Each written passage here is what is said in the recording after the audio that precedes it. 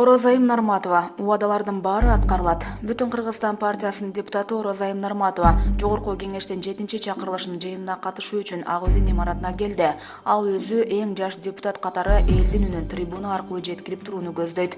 Бүгүн 29-декабрда жогорку кеңештин 7-чакырылышына шайланып келген депутаттардын ант берүү аземи өтөт. Ушул эле күнү төрага жана анын орун басарлары шайланат деп күтүлүүдө.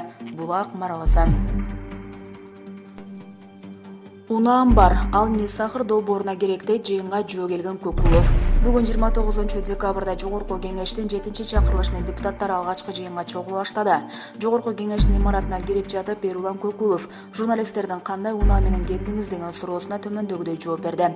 Жөө келдим, негизи эле жөө жүргөнгө аракет кылам. Унаам бар, ал Нисахыр долбооруна керек, мага анчалык деле кереги жок деп билдирди ал. Булак маалымат кабарлар.